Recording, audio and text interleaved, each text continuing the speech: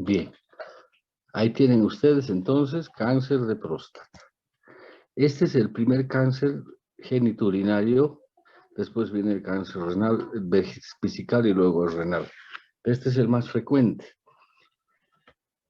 Lamentablemente es un cáncer silencioso que no da síntomas al principio y hace que los pacientes vengan, lamentablemente, en estadios muy avanzados. Raro es el paciente que ordenadamente viene todos los años a hacerse un control urológico. La mayoría vienen cuando ya están mal y nos trae muchas dificultades, pero sin embargo se puede curar, se puede controlar por lo menos este cáncer, ¿ya? No se olviden ustedes, la próstata está aquí bien dibujadita. Fíjense aquí un detalle muy importante, quiero que vean, que es esta cercanía del recto con la próstata. Entonces, ¿esto qué nos facilita? Ahí está bien el dedo del operador, nos facilita el poder tocar directamente la glándula a través del recto y poder hacer el diagnóstico oportuno. El tacto rectal creo que es lo más importante que hay en el diagnóstico. Muchos hablan de que hay métodos modernos, que laboratorio, ecografía, etcétera, que pueden suplir al tacto rectal, pero eso no es cierto. El tacto rectal es muy importante para hacer el diagnóstico. Guyon, un urólogo muy antiguo, clasificó los lóbulos prostáticos en 5, ¿no? Entonces él dijo, si es la cápsula, que había dos lóbulos laterales, uno medio, y viendo de frente, uno anterior y uno posterior. Esos son los 5 lóbulos que Guyon había descrito. Bien, sin embargo, hay otra clasificación que habla, que es una clasificación más embriológica, de origen embriológico, y que les dice que hay una zona periférica, que en realidad correspondería al lóbulo posterior, una zona periférica, una zona de transición que está alrededor de la uretra, una zona central también, y una zona fibromuscular que es el lóbulo anterior. ¿Dónde afecta el cáncer de próstata? Esto es bien importante. ¿Dónde se inicia? Porque después puede afectar a toda la próstata, en la zona periférica, acá. Entonces, ¿esto qué hace? Si ustedes tienen la uretra al medio y la próstata así, y el lóbulo posterior es este, que es el que se afecta de inicio, ¿ya? Estos son los lóbulos laterales, o sea, la zona central. El cáncer de la próstata afecta acá, de inicio. Y para que llegue a la uretra debe pasar mucho tiempo. Es decir, ¿a qué quiero llegar? A que en un principio es asintomático. Asintomático. Porque no comprime la uretra y no trae ningún trastorno miccional. Y no así, acuérdense que habíamos dicho que el adenoma afectaba a la zona central, esta zona. Entonces, este sí comprime rápidamente la uretra y produce síntomas urinarios. Ahí está la diferencia. Entonces, por eso es que es lógico y es importante hacer un control anual prostático para encontrar algún indicio de cáncer de próstata. Después vamos a ver cuáles son los 3 elementos que se usan para hacer diagnóstico precoz. Bien.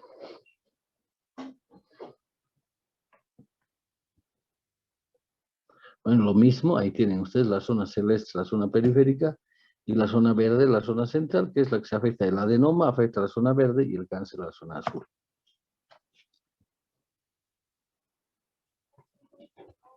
Bien.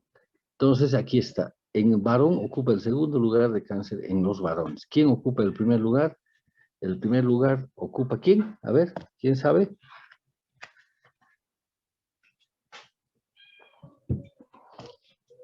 No sabe. Pulmón.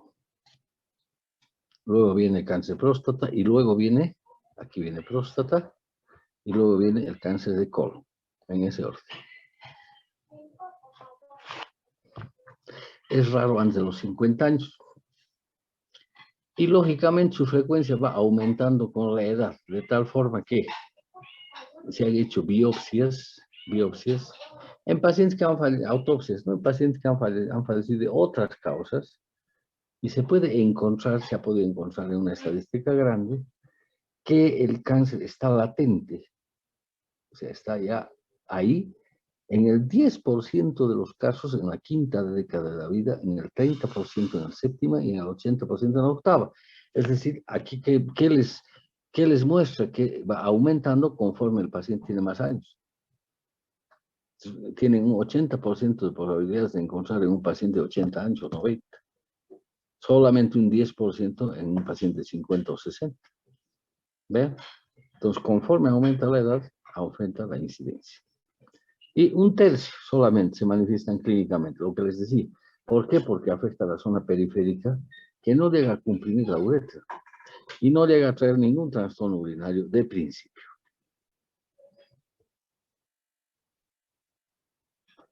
Nueve de cada 10 son sintomáticos. Vean, la prevalencia en estudios clínicos dice 0.8 a 100 por 100.000 habitantes. Dicen que en Estados Unidos hubiera un 69 por 100.000. Y vuelvo a decir, tumor de evolución lenta, la mayoría. Hay tumores que son de evolución rápida y algunos intermedios. Hay tumores muy explosivos. Uno los diagnostica en 3 meses, están invadidos, están metastatizados. Y existe esto es muy importante. Existe una tendencia familiar. ¿Qué nos dice esto? Que un paciente cuyo padre, hermano o tío haya tenido cáncer de próstata, es muy probable que él también tenga. ¿Mm? Entonces, en estos pacientes, el control, si hay antecedentes familiares, el control, que normalmente se hace el control urológico desde los 50 años, en estos pacientes debe hacerse a partir de los 40, para mayor seguridad.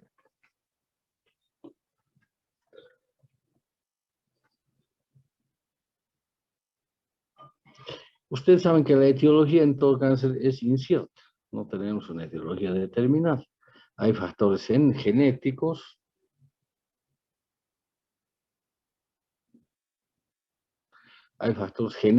raza, familiar, hormonales. Este es el principal elemento, la testosterona. El cáncer de próstata es hormonodependiente, sobre todo el adenocarcinoma, que es la variedad más frecuente. Hay otros cánceres, como por ejemplo el sarcoma, que no tienen dependencia hormonal, pero son cánceres muy raros. La testosterona es la que comanda el desarrollo del cáncer. Tanto es así que en el tratamiento hormonal que se hace suprimir la testosterona de circulación sanguínea, ya sea con castración quirúrgica o castración química, porque hay medicamentos que bloquean la testosterona. ¿Mm? Bueno, promiscuos, mucha actividad sexual, eso no está demostrado, ¿no? Solamente se menciona. Incluso decían, pues, por donde pecas, pagas, ¿no? Eso decían los varones, pero eso tampoco está demostrado. Los factores ambientales también tienen influencia, los escapes, los fertilizantes, la contaminación ambiental, las pinturas, la dieta grasa, mire. La dieta grasa también es un predisponente al cáncer, predisponente. Y también se ha mencionado al citomegalovirus como podría ser un agente que pueda desencadenar el cáncer de próstata.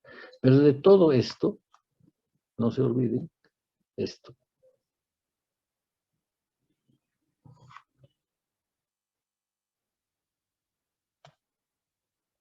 Lo voy a hacer más gruesito para que lo vean bien. Esto.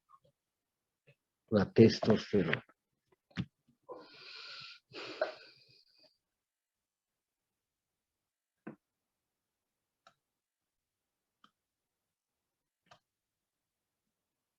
Entonces aquí tienen un cuadrito bien bonito que siempre les muestro, que son los factores de riesgo.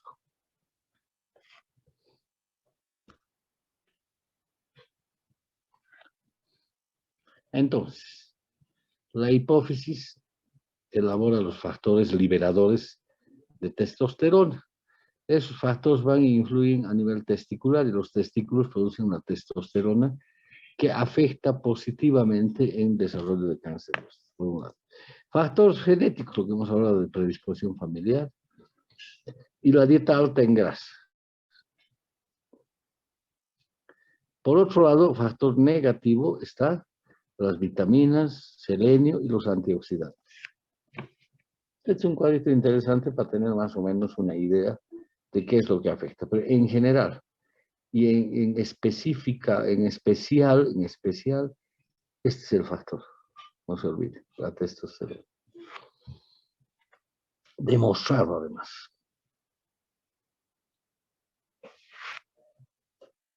Cáncer de próstata, tumor de crecimiento lento. La mayoría son de crecimiento lento. Se necesitan 4 a 10 años para alcanzar un volumen detectable. O 2 o 4 años para que se duplique ese tumor. O sea, cuando uno hace el diagnóstico de cáncer de próstata, no hay que correr, ni hay que exasperar a la familia. Esto se resuelve con calma y se puede, digamos, controlar y a veces curar. ¿Por dónde se expande el cáncer? Por dos vías. La vía extracapsular, es decir, cuando el tumor sale de la glándula prostática, a través de los conductos eyaculadores, a través de la zona central, infiltra vesículos seminales, espacios perineales, atraviesan la cápsula y alcanzan el espacio periprostático. Y la diseminación locorregional, local y sistémica se realiza por vía linfática y hemática. ¿Qué linfáticos? Los iliopelvianos. ¿Cuáles son estos? Ilíaco interno, ilíaco externo y los presacros. Toda esa cadena ganglionar es la que está comprometida en la diseminación linfática.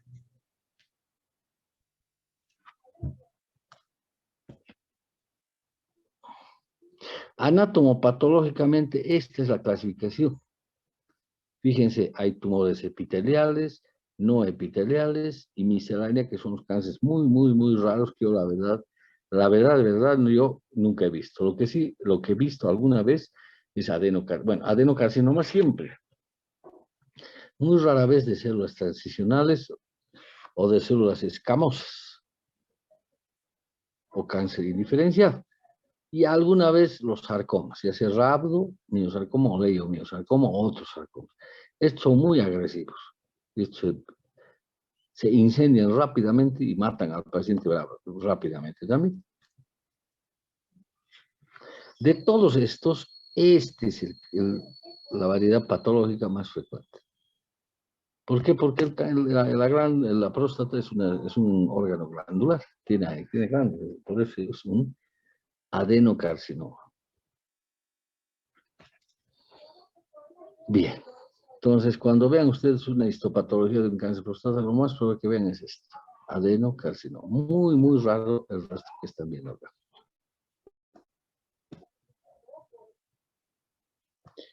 Microscópicamente hay una alteración total de la arquitectura del tejido prostático. Los ácidos glandulares generalmente están distribuidos en forma con sus núcleos normales, las clasitas. Ahí vamos a ver una situación más. Esta es la arquitectura normal. Cuando digan cómo se ve, de acuerdo a la diferenciación, pero que la membrana base está rota.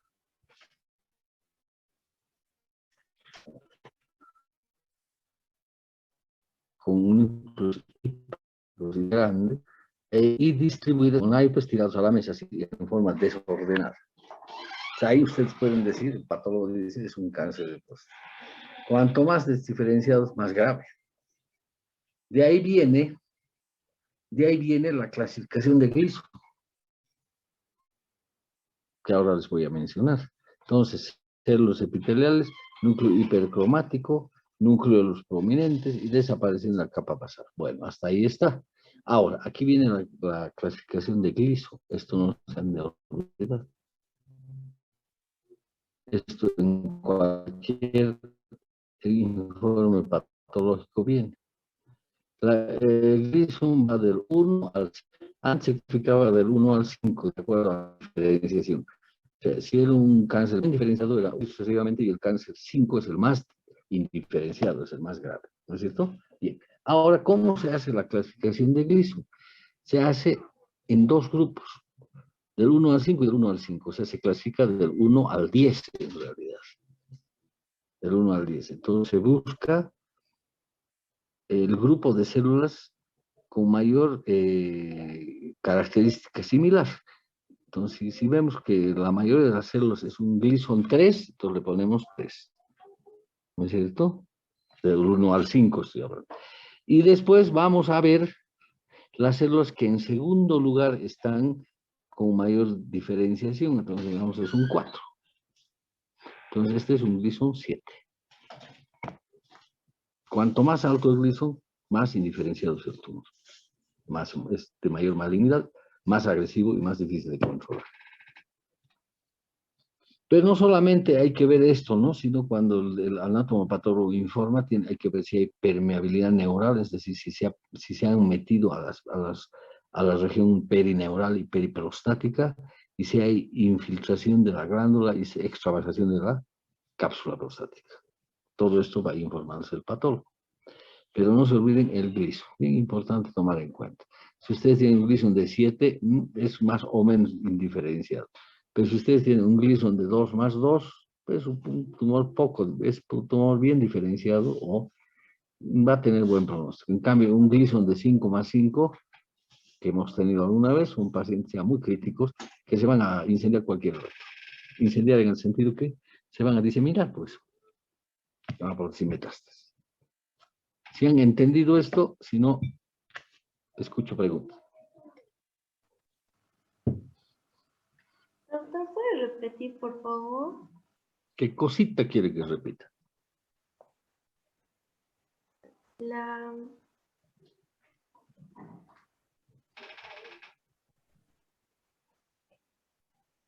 Desde la clasificación de Gleason, desde la de la célula.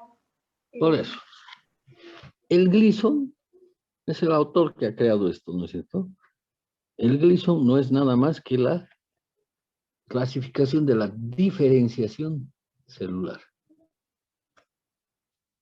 Cuanto más indiferenciada es una célula, o sea, cuanto más atípica es una célula, que es una célula bien diferenciada que mantiene su membrana, mantiene su núcleo, todo. Una célula indiferenciada es una célula anárquica, ¿no es cierto? Que tiene núcleos prominentes, núcleos grandes, etc. Y son más grandes las células y están desordenadas.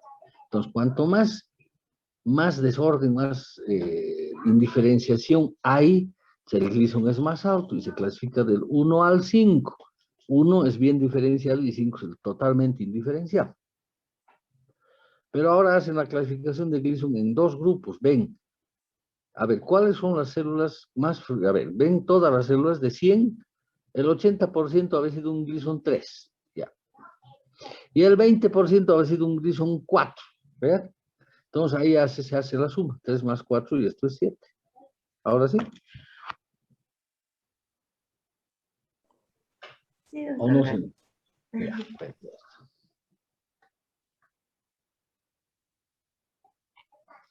Bueno, clínicamente hay tres situaciones, ¿no? Cáncer clínicamente evidente, que es cuando viene ya con síntomas el paciente, el oculto o el latente. El oculto cuando hay, pero todavía no ha dado síntomas. Y el latente son esas células, ese es el carcinoma, que no se olviden que en vejiga también hemos visto, el carcinoma in situ.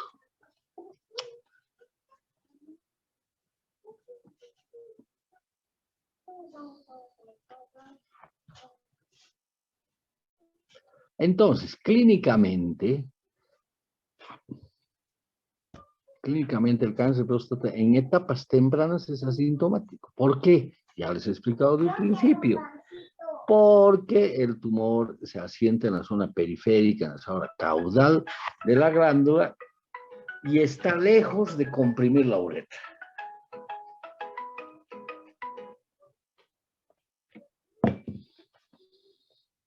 Luego viene invasión de toda la glándula. Ahí viene todos los síntomas urinarios, un síndrome de obstrucción infravesical, como se comporta cual si fuera una hiperplasia prostática benigna, con síntomas irritativos y obstructivos, es decir, el paciente tiene polaquiuria, tiene el chorro miccional disminuido, micción en 2 tiempos, urgencia miccional, nicturia, etcétera, etcétera. Todo lo que hemos visto en hiperplasia, ahí aparece, ahí aparece. Bien. Y en etapas tardías ya vienen los pacientes con metástasis. ¿Cuál es la metástasis más frecuente? La metástasis ósea. Los pacientes vienen con dolor óseo a nivel de la columna vertebral y de la cintura pelviana. Puede haber pérdida de peso, fatiga, edema en miembros inferiores. Es bien interesante el edema en miembros inferiores, que generalmente la mayoría es unilateral o es asimétrico. Es decir, en el lado derecho está más que en el izquierdo. ¿Por qué? ¿De dónde viene el edema? Si ustedes hacen la cintura pelviana, así que mi dibujito es pésimo, pero para entender, aquí está la cintura pubiana, los 2 agujeros obturadores. ¿Dónde están los ganglios? Cualquier cosa. Los ganglios están acá, en la región presacra y ilíaca. Entonces, si aquí hay más ganglios y aquí hay menos ganglios de metástasis, estamos hablando, estos obstruyen el retorno linfático. ¿Cuál va a obstruir más? Por supuesto que este. Entonces, en el miembro derecho va a haber más edema que en el miembro izquierdo. A eso se refiere asimétrico. O a veces solamente unilateral, porque solamente estos ganglios están afectados y estos no. Les estoy explicando así, pero detalladamente para que no se pierda. Y lógicamente puede haber anemia por invasión medular. Eso ya es parte de los síntomas para neoplásicos.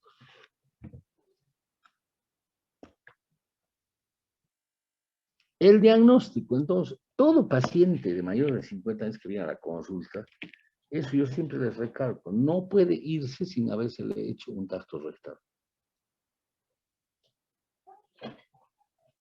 El otro día nomás he visto un paciente que lo habían visto otros médicos y le habían pedido PSAs normal.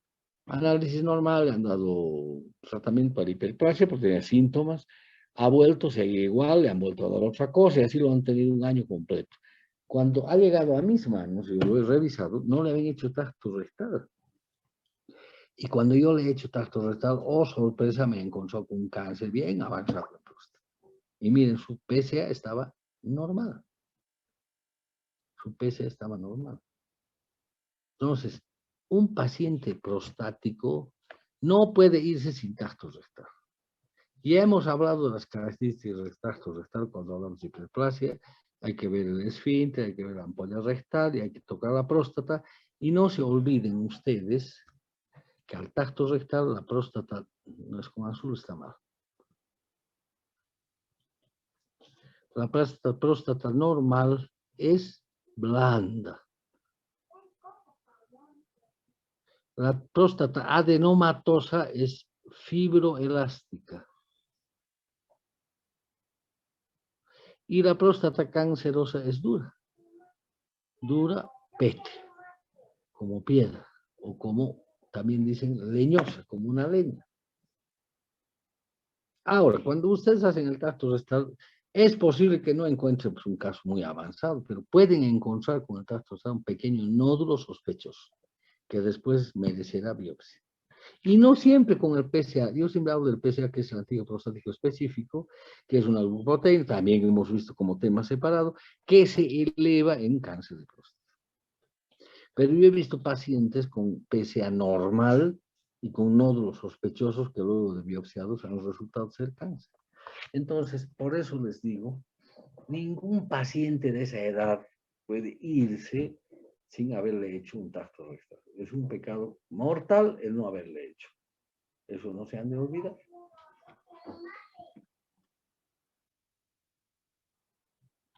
Entonces, ¿cómo hacemos el diagnóstico? El diagnóstico principalmente está acá. Caramba, esto. el diagnóstico principal es este. Primero, tacto rectal. Si es positivo, bueno, ya casi tienen hecho el diagnóstico, ¿no es cierto? Clínico. Si es negativo, tienen que pedirle esto, PSA. El antígeno prostático específico normal es hasta 4 nanogramos por ml. Más de eso ya hay sospecha. Ahora, si está el antígeno, digamos, en 10, podría disculparse si es un adenoma muy grande, pero los adenomas también elevan el PSA. ¿Pero qué le vamos a hacer a este paciente? Le vamos a hacer un PSA libre. ¿Se acuerdan que el libre tiene que ser mayor al 20% del total? Para que no sea considerado como canceroso. Entonces, si ustedes tienen un PSA de 10, ¿cuánto es el 20% de 10? Es 2.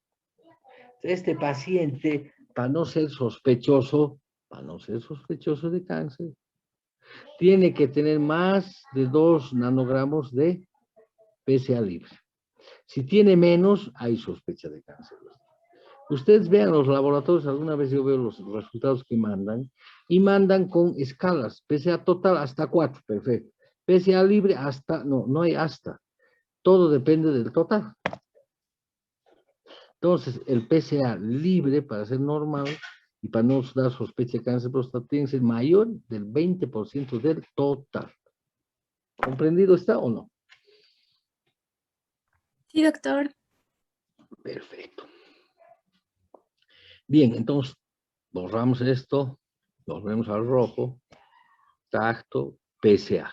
Y lógicamente en el PSA le van a hacer el laboratorio completo, ¿no es cierto? Hay que ver hemograma, ver que no esté anémico, urea creatinina, ver la función renal, proteínas totales, la glucosa, no vaya que sea un paciente diabético, etcétera, etcétera. Eso es lo habitual, rutinario.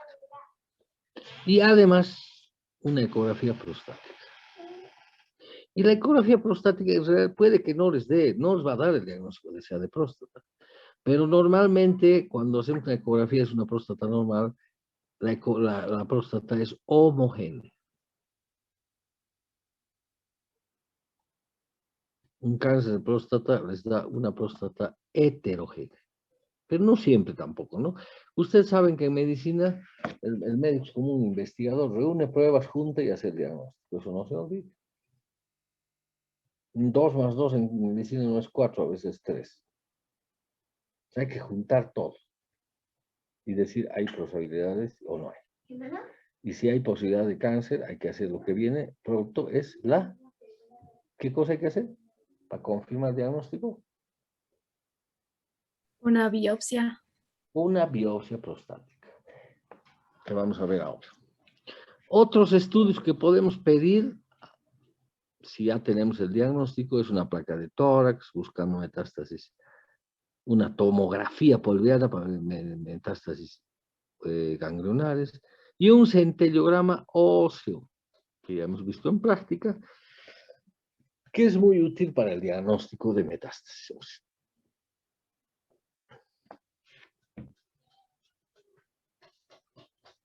Vean los 3 pilares, tacto, PSA, ecografía.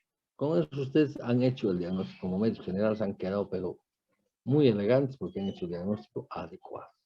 La biopsia no la van a hacer ustedes, entonces derivan al urólogo, doctor, paciente con PSA de 20, tacto rectal sospechoso para biopsia. Listo. El resto pueden ir haciéndolo o lo hará el especialista, es decir, placa de tórax. Urograma ya no hacemos porque el urograma ya ha quedado afuera. Tomografía o centelio. Entonces, para hacer una biopsia, normalmente hemos usado nosotros esta aguja, que es la aguja de Trucut o Tucat, como tienen, o Tracat, ¿ya? Esta aguja sirve para hacer una biopsia directa, ya sea transrectal, porque hay 2 formas de hacer biopsia. La biopsia transrectal o la biopsia transperineal, eso ya depende de la técnica de cada uno. Cuando el tumor es evidente, con la aguja metiendo el recto a través del perineo y tocando la aguja a través del recto, uno puede llegar a la zona sospechosa y tomar la muestra. El problema es cuando tenemos pacientes que vienen con PSA, digamos 10 o 12, pero todo está normal. Entonces, ahí sí tenemos que hacer una biopsia ecodirigida.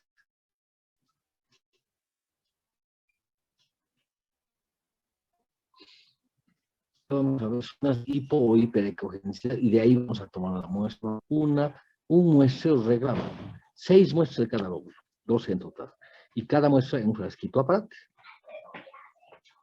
Entonces, fíjense ustedes, transductor transrectal está en el recto y por este transductor se introduce la aguja y se toma la biopsia de la próstata.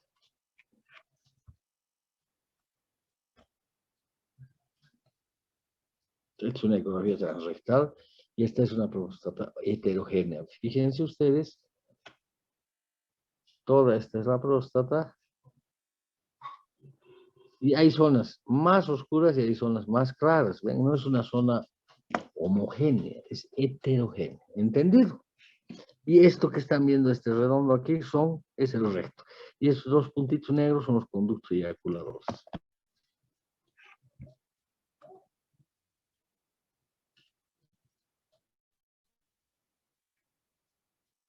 Bueno. Aquí, por ejemplo, ven una tomografía donde van a ver grandes metástasis ganglionares. Fíjense aquí. Toditos son ganglios ilíacos que están produciendo metástasis. Para eso se usa la tomografía. Lo mismo acá. Y aquí pueden ver, por ejemplo, una metástasis ósea. Miren, la vértebra tiene zonas más oscuras y más claras. Es una vértebra tomada ya por el cáncer de próstata. Fíjense, esta placa, es muy interesante esta placa. Esta placa, ¿ya?, les muestra múltiples metástasis óseas en la pelvis. Como zonas algodonosas, ¿se fijan? ¿O quieren que se los dibuje? Sí, se nota, doctor. Está como apolillado el hueso, ¿verdad? Esta es una metástasis ósea generalizada en la pelvis por un cáncer de próstata. Bien, aquí está la clasificación y... A ver, ¿qué hora tienes, Noelia? Y 52. Mira, a ver. Esta es la clasificación de Whitmore-Jauer que se usa mucho, que es el estadio ABCD.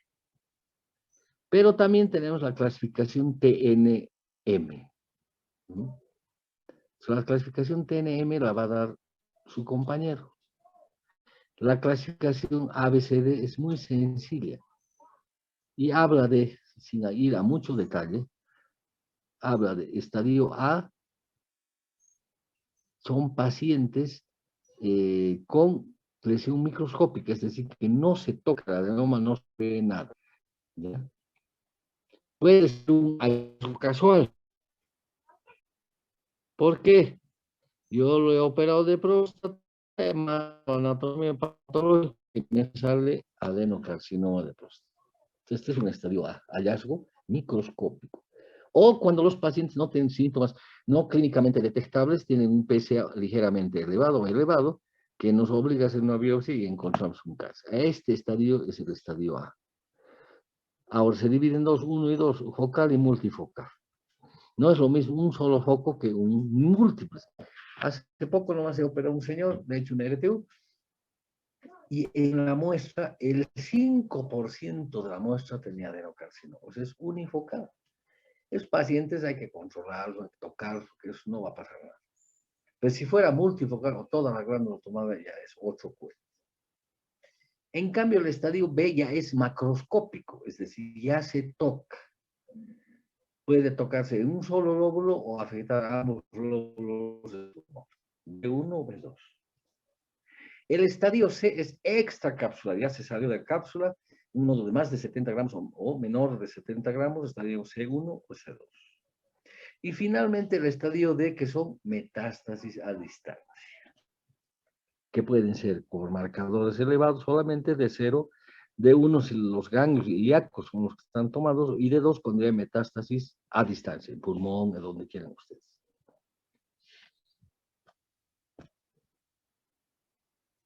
Bueno, y fíjense ustedes, esto más o menos es la equivalencia, ¿no? T1, T2 y T3 y T4. Ahora vamos a darle a tu compañero que nos muestre esa clasificación. Fíjense ustedes acá, este es un esquema que yo lo he hecho. Yo lo he dibujado. Fíjense el estadio A, A1, un solo foco de cáncer, y el estadio A2, múltiples, pero microscópicos. Aquí macroscópico, un lóbulo o los dos lóbulos. ¿Ven? El estadio C, menos de 70, más de 70 gramos. Y el estadio D, metas a hueso, a pulmón o a ganglios. ¿Está comprendido hasta acá? Sí, doctor. Bien, aquí vamos a quedar. ¿Cómo se llama el compañero que tiene que dar, o la compañera que tiene que dar el tema? Doctor Mariana, doctor. Ariana, ¿qué? Tango. ¿Qué? Tango, doctor. Ah, tango, bailemos un tango, entonces, me parece perfecto. Ya, entonces el jueves vamos a continuar con la clase. Tú vas a entrar primero, vas a hablar del estadio TNM y vas a hacer una equivalencia entre TNT y los estadios ABCD, ¿ok? Ya, doctor. ¿Sí o no? Sí, doctor. Mucha, qué manera. Bueno, contéstenos con seguridad, che, ¿qué pasa? Bien, hasta aquí si hay alguna pregunta, si no nos vamos. No quiero perjudicarlos con su otra clase, pues eso es lo que sucede. Faltan 4 minutos para las 7 y creo que a esa hora entra a las 7 en punto, ¿o estoy equivocado? Sí, doctor. En punto empezamos. Nada, nada, contesta que todos no usan como mis lenguas, oye. Ya. Muy bien. ¿No hay preguntas? Doctor, una pregunta. Un paciente que tenga cáncer de ¿Dónde próstata, está más o Adriana? menos. España. A ver, a esos sitios las tengo fijadas. No sé por qué tengo fijación. Porque eran los buenos alumnos, ¿sabes? Adriana, España. Ah, más bien. Por favor, no fallen, pues, ¿ya? Laura Encinas. Doctor, Ah, está, perfecto. Muy bien. Por favor, traten de estar todos en clase porque es bueno, uno aprende mejor que leyendo del textito o leyendo el librito. Pues no hay cosa mejor que el profesor que tiene además años de experiencia en la materia les pueda hablar del tema. Y además contarles sus vivencias personales. ¿Por qué médico, si no es asistencialista, podría decirles, y he operado, he encontrado y esto? Ninguno. Uno tiene que tener vivencia médica en el hospital o donde uno trabaje. Bien, con esto entonces me despido. Que tengan buenas noches. Nos vemos el jueves. Hasta luego, doctor. Bueno, doctor. luego, doctor. Chao, chao, chao.